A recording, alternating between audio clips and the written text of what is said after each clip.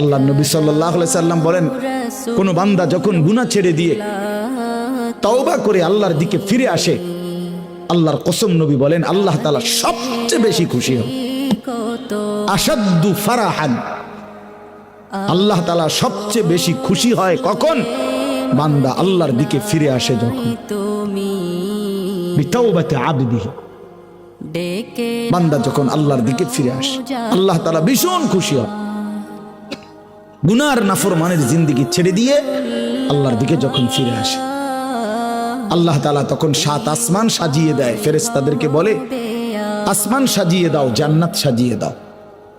ফেরেশতারা 7 আসমান জান্নাত সাজাইয়া ফেরেশতারা জিজ্ঞেস করে, মাওলা আসমান কেন সাজাইলেন, জান্নাত কেন সাজাইলেন?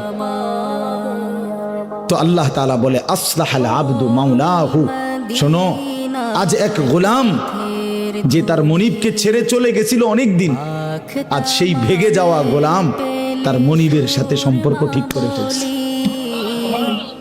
আমার এক গোলাম আজ অনেক দিন আমারে ভাইগা গেছিল, সেজদা দেয় নাই, আমার হুকুম মানে নাই, পায় অনেক দিন থেকে আমার থেকে দূরে ছিল, আজ সে আমার কাছে ফিরে আসছে।